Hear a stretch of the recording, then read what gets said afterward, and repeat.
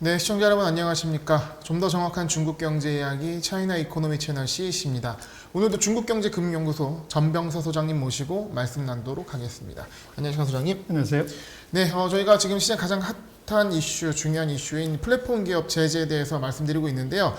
최근에 또 중요한 뉴스가 끊이질 않는 것 같습니다. 떴습니다. 손정희 회장이 중국 플랫폼 기업의 투자를 보류하겠다라는 기사가 나왔는데요.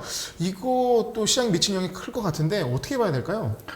네, 중국의 알리바바 그러면 가장 먼저 떠오르는 사람이 마윈보다가도 이 소프트뱅크의 손정희 회장이죠. 네. 그래서 눈도 못 뜬 이제 벤처기업한테 투자해서 3,000배 가까운 수익을 낸 네. 이제 전설의 투자로 이렇게 보이시지만 최근에 이제 지난 시간에 부장님 얘기하셨지만 이 중국의 플랫폼 기업에 대한 제재가 한 방에 이제 7개가 연속으로 나왔어요. 그러다 보니까 이게 말씀하신 것처럼 이 제재의 내용이 다 달라요. 이게 반독점도 있고 노동자 보호도 있고 이제 온라인 컨텐츠도 있고 데이터 안보도 있고 사교육 금지도 있고 금융시장 보호 이 게임 중독 이게 이제 7번의 규제가 나오면서 네. 손정희도 사실 겁먹은 거죠. 아까 진짜 핀셋 규제 같은 건데요. 하나하나 디테일하게 이제 규제가 들어간 상황인데. 그렇습니다. 그래서 지금 소프트뱅크 같은 경우는 물론 일본이기 때문에 그렇지만 아시아에 투자하는 비중이 이제 한 거의 50% 가까이 되고 그 중에서 이제 23%가 중국에 투자가 돼 있어요. 네. 그래서 물론 우리가 금융에서 보면 투자해서 먹은 게 있으면은 그거 뺑 믿고 거기다 계속 투자할 수 있는 룸이 되잖아요. 네. 손실을 볼 뻔했는데 그래서 이게 손정희 같은 경우는 알리바바에서 워낙 크게 먹었기 때문에 이게 중국에 대한 익스포저가 컸죠. 네. 그리고 또 지금 보더라도 실리콘밸리를 넘어서는 이제 스타트업들의 새로운 이제 어떻게 보면 성장 지역이 중관촌하고 이제 심천이다 보니까 네. 거기에 지속적으로 이제 투자를 해야 되는데 손정희가 어젠가 그 인터뷰하면서 당분간 중국 플랫폼 기업에는 투자 보류하겠다. 이제 이렇게 얘기한 것은 중국 당국에 대해서 이제 실망감도 표현을 했고 저희 CC를 보고 그런 것 같은데 네. 그래서 이제 지금 놓고 보면 우리가 좀 판단해 봐야 되는 것은 중국이 지금까지 가만히 있다가 이런 이제 연속적으로 플랫폼 기업의 7개의 서로 다른 이유에 제재를 한 것 이건 뭐라고 봐야 되냐? 네. 이건 이제 새로운 통제 사이클의 시작인가 아닌가 이걸 좀 볼 필요가 있을 것 같아요. 그래서 우리가 지난번에 특집으로 하나 얘기하죠. 조롱경제 얘기를 한 적이 있어요. 네, 사장 경제라고도 하는. 그렇습니다. 그래서 이게 이제 중국 사회주의하고 그 중국의 사회주의는 약간 다릅니다. 그게 제가 따옴표를 독일에서는 중국 특색의 사회주의 시장 경제가 중국이에요. 네. 사회주의도 아니고 그렇다고 해서 시장 경제도 아니고 그 앞에 그래서 사회주의라고 하면 간단할 건데 네. 거기에 세 가지가 섞여 있어요. 네. 그래서 이거를 우리가 그 서방 세계처럼 같이 보면 안 된다. 그래서 이걸 우리가 명확히 이해해야 된다는 말이죠. 그렇습니다. 첫 번째는 새는 세장이 될 수 없다. 이걸 봐야 되는데 그래서 이 중국은 사회주의 이 통제 국가이기 때문에 모든 것은 계획 경제. 그 계획 안에 들어 있어야지 계획 밖으로 나가면 안 된다. 그래서 기업이든 뭐든 간에 이게 세장 밖으로 나가는 새는 그거는 이제 잡아들이든지 아니면 이제 다른 대책을 세우는 거죠. 그래서 이 세 장의 크기는 조절할 수 있는데 그리고 새도 바꿀 수 있지만 세 장은 그대로 유지한다. 그래서 이게 이제 중요하고 그리고 세 장보다 큰 새나 세 장 밖으로 나가는 새는 없어야 된다. 이게 지금 이제 중국의 거대 플랫폼 기업들이 이제 당한 이유다. 그래서 새는 세 장이 될 수 없다는 거고 두 번째는 앞으로 보면 이제 중국이 이제 국유기업 국유화를 한다. 또 예를 들면 마윈 지분을 국가에 헌납해서 이제 국유화를 한다든지 또 사교육 업체들을 다 국유화를 한다든지 이런 얘기들이 나와요. 영리 기업에서 바꾼다고. 그렇죠. 네. 근데 비영리 기업이라고 그래서 그게 네. 국유기업은 아니죠. 네.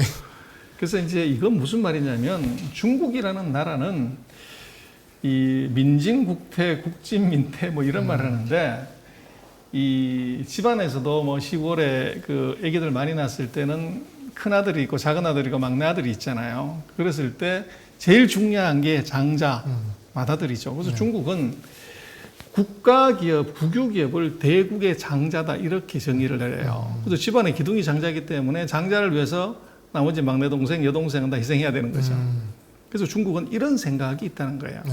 그래서 중국의 핵심 7대 전략 산업은 다 국가 국유기업입니다. 석유, 전력, 철도, 우정, 항공, 통신, 가스 이거는 다 100% 국유기업입니다. 네. 국가 거고 그 대신 이제 경기 활성화를 하는 것 이것은 민간 기업의 역할이에요. 그래서 고용을 많이 한다든지 이제 서비스 산업이나 뭐 일상생활용품 이거는 이제 민간 기업이 더 잘하는 거죠. 그리고 이제 거대한 국가 프로젝트 이건 국가 기업이 하는 겁니다. 그래서 네. 두 가지 역할 분담이 있는데 이것은 국가 기업이 우선입니다. 그래서 민간 기업이 풀어놓을 수는 있지만 이것은 절대로 한계를 넘어서면 안 된다. 그래서 요거를 조금 봐야 되고 둘째가 너무 잘나서 첫째를 뛰어넘어도 그건 안 된다는 안 거죠. 된다. 그렇죠. 예. 그 다음에 일망타진하고 조대방서 짜다 빵샤오라는 게 있는데 네. 한 방에 다 잡아 넣을 거냐 아니면 큰 놈만 잡고 작은 놈을 풀어주냐. 우리가 뭐 고기 잡을 때 우리 동해 바다에서도 보면 어부들이 그 어적 보호를 위해서 큰 고기 그물에 걸려서 들어온다고 하더라도 일정한 사이즈 이상만 잡고 작은 고기는 풀어주잖아요. 네. 중국이 이런 방식을 쓴다는 거예요. 네. 일망타진은 다 잡아 넣어버리는 것이 아니고 큰 거는 잡고 작은 거. 그래서 이번에 플랫폼 기업들 반독 접근할 때 보면 알리바바는 터졌는데 탄센트는 무사해요. 알리바바는 3조 위안 벌금 냈는데 탄센트는 지금 50만 위안밖에 안 냈단 말이에요. 그래서 이건 왜 그러냐 그러면 결국은 1등 하는 놈을 이거를 잡아버리면 나머지 2등은 알아서 긴다는 거죠. 이게 중국이 기업을 통제하고 관리하는 방식인데 그래서 이게 이제 또 왜 탄센트의 경우는 알리바바는 금융업을 한 거죠. 그래서 이 고리 대금업을 한 거고 탄센트는 그런 고리 대금업 비즈니스가 없어요. 네. 그래서 그것도 이제 차이점이고 근데 어쨌거나 큰 것을 잡고 작은 것은 이제 놓아둬서 길을 들이는 이제 이런 게 있고 그래서 지금 중국 같은 경우는 그 공산당보다도 더 큰 조직 이건 이제 이 여주의로 보는 거죠. 그래서 중국 공산당이 9,500만 명이에요. 네. 그래서 가입자가 1억 명 넘어가게 되면 이것은 워닝 리스트에 들어간다 이렇게 봐야 될 것 같아요. 그래서 이게 이제 근본적으로 우리가 이해를 해야 되는 부분이고. 네. 그다음 두 번째는 이제 첫 번째는 중국의 사회주의, 이 중국 특색의 사회주의 시장 경제가 그 세 가지 측면을 좀 봐야 된다는 거. 두 번째는 시진핑입니다. 그 시진핑 주석이 등장하고 나서 지금 중국이 전반적인 사회 통제를 강화를 해요. 네. 그래서 이게 이제 현상인데 문제는 거기서 빠져나간 놈이 있다는 거죠. 그게 뭐냐고 그러면 이 방대한 기업 데이터하고 개인 정보를 가진 플랫폼 기업입니다. 그래서 이게 이 모든 데이터나 국민에 관한 정보는 국가 당이 소유하고 통제를 해야 되는데 지금 알리바바하고 탄센트 같은 이런 플랫폼 기업들은 국민들의 일상생활의 모든 것의 DB가 이 서버가 이게 국가에 있는 것이 아니라 알리바바 탄센트가 가지고 있는 거죠. 네. 그래서 이게 빠져 있다는 겁니다. 통제가. 그래서 이제 이번에 그 디디 주싱이나 뭐 이런 회사들에 대해서도 보면 중국 정부가 생각하는 것은 이게 다 미국의 상장이 이제 된단 말이에요. 네. 그랬을 때 미국의 이제 당국이 관련되는 정보를 요구를 했을 때 그 정보를 제출해야 될 의무가 생긴다고요. 그렇게 되면 이 정보가 데이터베이스가 이제 알리바바의 정보가 미국으로 넘어갈 수 있는 가능성 이걸 두려워한 거죠. 그래서 이제 이 데이터 보안법, 네트워크 보안법을 만들었고 네. 그리고 이제 좀 봐야 되는 것은 이런 이제 자본시장에서의 플랫폼 기업들이 정보를 유출시킬 수 있는 가능성에 대해서 이 언급을 하는데 지금 자료를 자세히 보시면 이게 무슨 자료냐면 우리 같은 금융감독원 중국 증권감독관리위원회 CSRC라고 하는 우리 증감원의 공문서인데 네.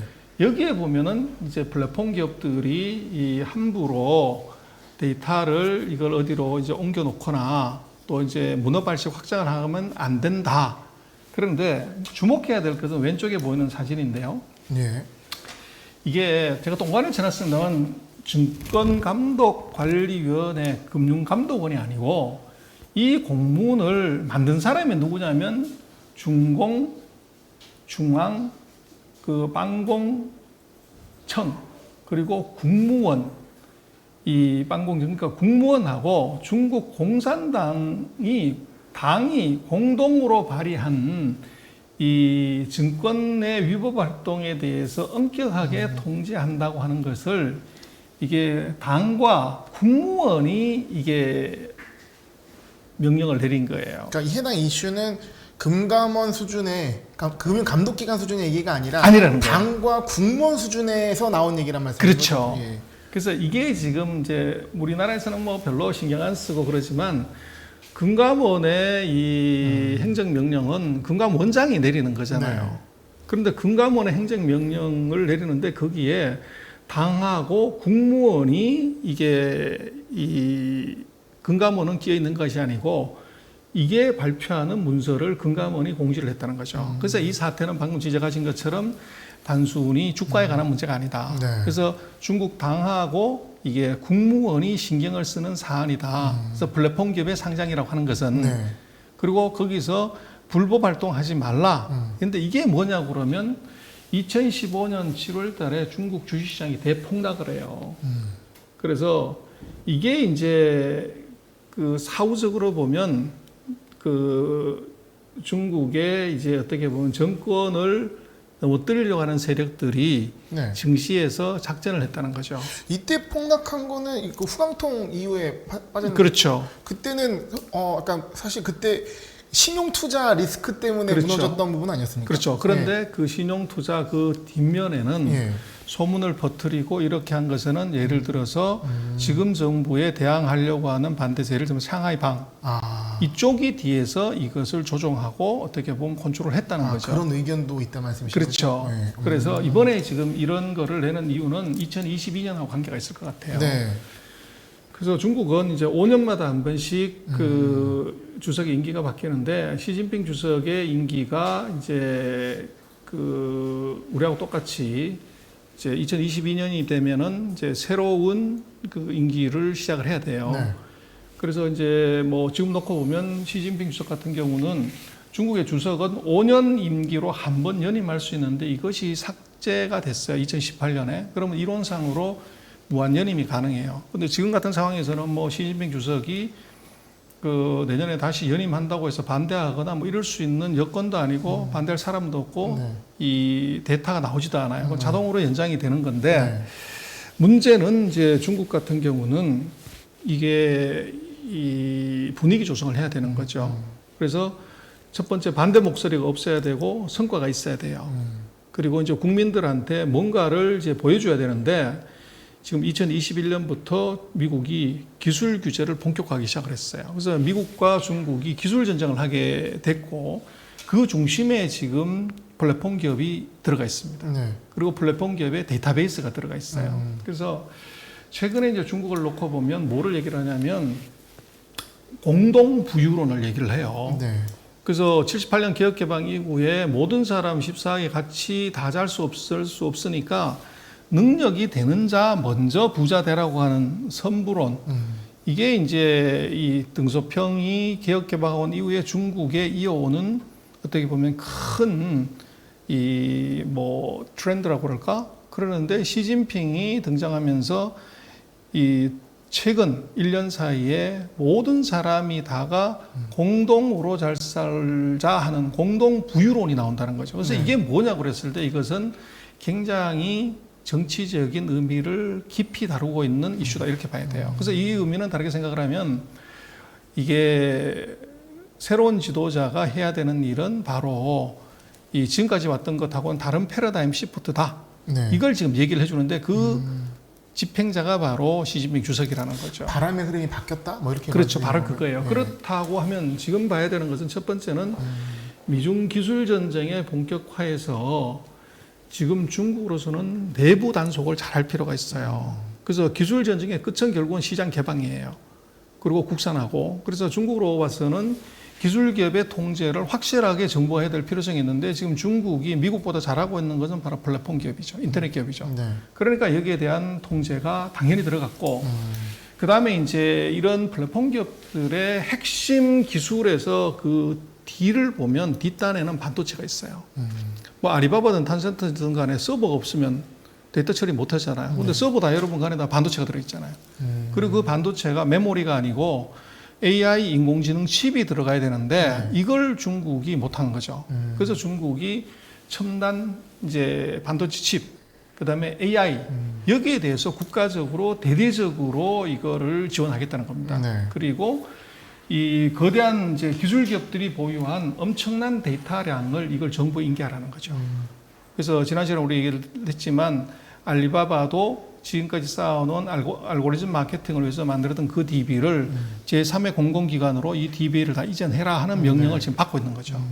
그래서 지금 이제 앞으로 좀 우리가 그 관찰해야 되고 그 주의 깊게 봐야 되는 것은 다른 나라들은 개인정보비밀보호법에 의해서 그것이 기업 단위에서 그것이 통제되고 관리되지만 중국은 이것은 거대한 빅데이터를 국가가 다 이전받아서 이걸 국가가 이용을 해버린다는 거죠. 아, 그냥 그걸 규제하려는 게 아니라 활용할 수도 있다. 그렇죠. 그렇게 되면 지금 중국이 핸드폰, 노트북, PC 뭐 이거 전 세계에서 가장 많은 보유량을 갖고 있기 때문에 거기서 발생하는 빅데이터가 아마 앞으로 5년 정도 되면 전 세계 빅데이터의 3분의 1이 중국이다. 근데 그러한 판단을 하는 것이 그냥 정치적 판단이 아니라 뭐 우리가 이제 진짜 중국에서 얘기하지만 어떤 원사 같은 테크 정점인 사람들의 의견이 많이 반영된 거라고 볼수 있을까요? 100% 그렇죠. 그래서 전에 우리가 한번 봤지만은 중국의 그룹 스타디 최고 지도자들의 그 집체 학습을 보면 이미 빅데이터를 인공지능을 이거를 중국의 시진핑부터 당서열 25번까지가 벌써 몇 년 전부터 공부를 했다는 거죠. 그래서 이게 이제 정책으로 나오는 것이고 단순히 규제로 끝나는 부분이 아닐 수 있겠네요. 그래서 이게 지금 다르게 봐야 된다는 거예요. 그리고 지금 이제 왜 빅테크 기업을 제재를 하냐는 것은 두 가지인데 첫 번째는 이게 지금 이미 알리바바나 탄센트는 지난 시간에 우리 한번 다뤘지만 투자한 회사가 500개씩이 넘어요. 그래서 실제로는 소프트뱅크하고 같다고 봐야 돼요. 알리바바 탄센트는 단순한 인터넷 기업이 아니라 투자를 전문적으로 하는 홀딩 컴퍼니라고 봐야 돼요. 그래서 이게 커질 대로 커진 고래이기 때문에 지금 상대적으로 보면 알리바바나 탄센트한테 투자를 받지 않으면 그 스타트업으로 의미가 없어요. 크지를 못하는 거죠. 그래서 모조리 다가 이제 거기다 줄을 서려고 하니까 알리바바 탄센트가 원하는 아이템 요거에만 개발을 한다는 거죠. 그리고 제2의 알리바바 탄센트가 나올 수가 없는 거죠. 그렇죠. 그래서 이제 중국이 생각하는 것은 알리바바와 탄센트를 세게 규제를 하게 되면 다른 스타트업이 클 수 있는 룸이 생길 거다. 이제 그게 하나의 이유예요. 그것도. 그리고 이제 두 번째는 바로 지금 알리바바나 탄센트는 이미 해외에 나가서 상장을 했기 때문에 그 해당국의 요청에 의해서 보유하고 있는 빅데이터를 이거를 제출해야 될 불상사가 생길 수 있다는 거죠. 그렇게 되면 이제 국가 DB가 밖으로 나가는 그리고 그것을 상대국 이용해서 AI를 만들게 되면 이제 4차 산업혁명 시대의 치명적인 어떻게 보면 약점이 될 수 있다는 거죠. 이거 막아야 된다고 하는 것이 그게 바로 데이터 보안법, 네트워크 보안법, DD 추진에 관한 문제라는 거예요. 그래서 크게 보면 그 두 가지가 있고요. 그래서 지금 중국이 뭐 실력도 없는 게 뭐 그렇게 한들 무슨 의미가 있어 그러지만 오늘 그 한국 신문에 나온 걸 보면요. 일본 이제 문부과학성이 그 과학기술정책연구소에서 과학기술 지표 이제 이걸 매년 발표를 하는데 여기에서 지금 보면 누가 논문을 가장 많이 냈냐 그리고 누가 그 낸 논문을 가장 많이 인용을 했냐 이걸 보면 지금 중국이 오른쪽 차트를 보시면 쉬운데 2017년부터 19년 사이에 이 상위 10% 논문 인용 편수를 보면 중국이 1등, 미국이 2등, 영국이 3등, 독일이 4등, 이태리가 5등, 한국은 등외 한 14, 5등 정도 됩니다. 그 지금 이게 그 특히나 이제 AI라든지 이 분야에서는 중국의 논문 그리고 인용 편수가 미국을 넘어섰다는 거죠. 그래서 이거를 보면은 중국이 왜 이제 데이터 그다음에 이걸 활용한 이제 AI 여기에다가 신경을 쓰는지 이 숫자는 단순히 그냥 수가 많은 게 아니라 국제적으로 그 논문을 인용했다. 그렇죠. 그러니까 인정을 최고 수준의 실력이라 인정을 받다는 그렇죠. 얘기지 않습니까? 그렇죠. 그게 무섭다는 거죠. 그리고 이제 봐야 되는 것은 그 지난번에 우리가 당 100주년을 한번 리뷰를 해봤는데 우리가 뭐 우리는 중국에 대해서 별로 신경도 안 쓰고 별로 좋아하지 않기 때문에 잘 안 보지만 우리가 최대 수출국이기 때문에 중국이 뭘 하고 있는지는 항상 케어풀리 워치를 해야 돼요. 하는데 중국의 백주년 연설에서 시진핑이 얘기한 것 중에서 보면 뭐 우리한테 이 손을 끼치거나 이러면은 머리를 깨주겠다 하는 그 부분에 대해서 우리가 너무 이제 급하는데 지난번에 얘기했지만 그거는 중국 국내용이고 네. 이 대외용에서는 그게 아닌데 대내용 중에서 중요한 메시지 중에 하나는 강력한 이익 집단에 맞서 인민을 지지할 것을 약속한다 이런 표현이 있어요. 근데 이 강력한 이익 집단이 뭐냐 그러면 이게 두 가지인데 하나는 부유층 등소평 이후로 만들어진 선불론에 네. 따라서 떼돈 번 사람들. 그래서 이제 전 세계 억만장자 수, 그러니까 사람 숫자로 보면 작년에 중국의 억만장자 숫자가 1200명인가 뭐 해가지고 네. 미국을 처음으로 넘어서 금액이 아니고 예. 사람 숫자로 예. 이 부자들이 있다는 거죠. 그래서 이 부자들이 다르게 생각을 하면 이 권력 집단, 이익 집단이 될 수 있다는 거고 또 하나가 빅테크 기업입니다. 플랫폼 기업들. 그렇죠. 이 기업들이 이제 데이터를 활용을 해서 이 힘을 쓰는 거죠. 그래서 예를 들면 이제 알리바바 이외에 다른 선택을 못 하게끔 네. 알고리즘 마케팅을 하기 때문에 그래서 요거를 맞서겠다고 한 것이 이게 플랫폼 기업에 대한 제재 이게 들어갈 수 있다는 겁니다. 네. 그래서 그렇게 봐야 되고 그래서 이제 이게 왜 중요하냐 그러면 중국은 일당 독재 국가예요. 그래서 민주적인 선거가 없어요.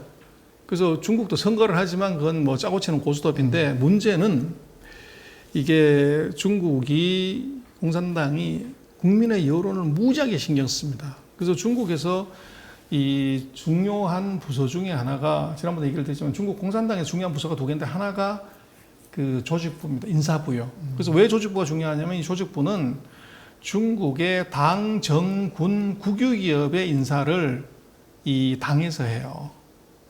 그래서 우리 같은 행정부의 인사혁신처에서 하는 게 아니고 네. 민주당 인사부가 장관도 결정을 하고 국유기업의 사장도 결정하고 장군도 결정하고 당직도 결정하는 이 시스템을 그걸 전부를 중국 공산당 조직부가 갖고 있어요. 그래서 그 조직부의 부장이 네. 실질적인 시진핑의 오른팔이라고 봐야 되는데 그 시진핑의 오른팔인 그 사람이 바로 시진핑의清华대학교 동기입니다.